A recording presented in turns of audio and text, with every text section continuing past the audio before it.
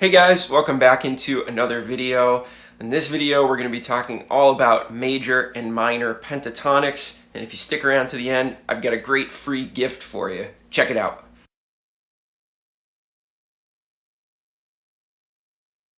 Okay, so pentatonic scale seems like a pretty self-explanatory thing, right? A 5-note scale. But did you know that there's major pentatonics and minor pentatonics? This could be a little bit confusing at first, but I want to clarify it for you because actually they're the same scale, just starting on a different note.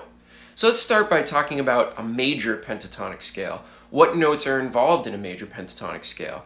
So you take the major scale and you select a certain group of notes from that major scale. So you take the root, the second, the third, the fifth, and the sixth. Check out what that sounds like.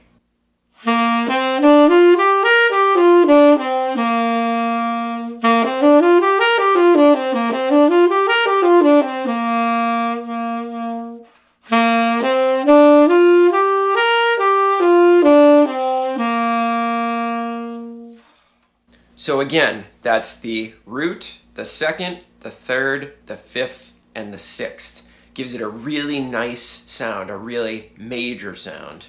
Why would we use these pentatonics? Well, these pentatonics are great because there's absolutely no notes in it that are offensive. All of these notes are really great. So let's say you have a major triad. Let's say you're improvising over a major triad. If you start using sevenths, it's just actually not going to sound good. It doesn't fit with the voicing that the rhythm section is playing. But if you use a sixth instead of a seventh, it sounds great. That's where these major pentatonics come in really handy.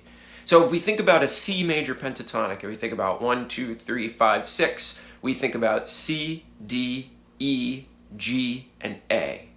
That gives us our C major pentatonic. So my advice to you is, just like you do with your major scales, go through and learn all 12 of your major pentatonics. That would be a huge thing for you to do. Okay, so let's talk about a minor pentatonic now. Minor pentatonic is a little bit different. Obviously, it's minor. So if we were to take, let's say, a Dorian scale, which is a form of a minor scale that has a flat 3 and a flat 7, and we were to take the root, the minor third, the fourth, the fifth, and the flat 7, that gives us our minor pentatonic scale. Let's check out what that scale sounds like.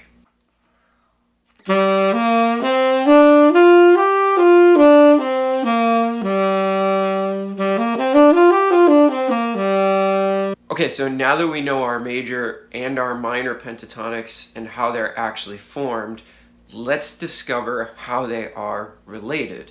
So, have you ever heard the term relative minor? So that means C major and A minor are relatives of each other. They share a key signature. We'll do a video on that in the future, but just know that they are called relatives. C major is a relative of A minor. So let's think about this for a second. If we take a C major pentatonic, which we already went over, C, D, E, G, A, and then you're back on C, and then we take an A minor pentatonic, A, C, D, E, G, and then you're back on A, do you notice that those are actually exactly the same notes? It's the same scale. It's just when we think about it from major to minor, they're different steps of the scale, right? So this makes practicing pentatonics a really cool thing to do because when you practice 12 scales, you're actually practicing 24 scales. So this can be a great way to get better at this stuff really, really quickly and start to put it into your solos.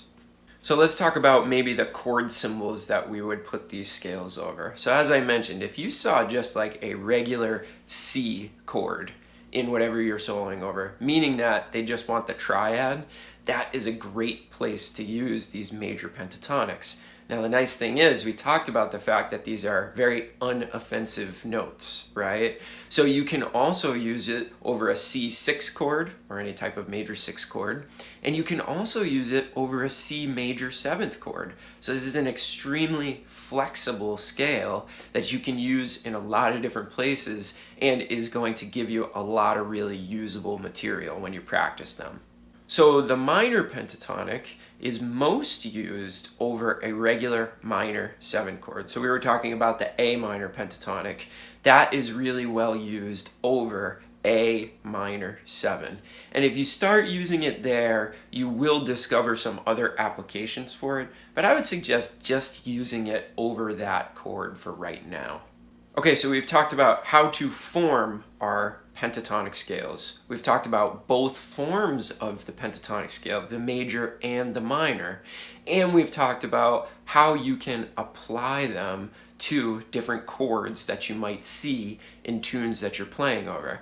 So what's left? Well, the only thing left to do is to actually go and practice this stuff and learn all your major and minor pentatonics. And like I was saying at the beginning of the video, I'm going to give you a fantastic tool to do this. So you're going to get a PDF download of all major pentatonics and all minor pentatonics. So you can get started literally right away with practicing this stuff. So I hope this video has been helpful. If you'd like that PDF, simply click the link below the video and go over, sign up, and you will get that PDF instantly. So as you're sitting at home right now, getting ready to practice, I hope, you can actually start working on this stuff immediately, like I said. Thanks for watching. This is Nick's Saxophone World, where we try to bring you as much saxophone-related content, make you a better player, let you know about cool things happening in the saxophone world, and we love having you here. Thank you so much for watching. Make sure you hit that subscribe button and turn on the notifications so that you get all of this fantastic content as soon as it comes out. All right, we'll see you on the next video. Bye.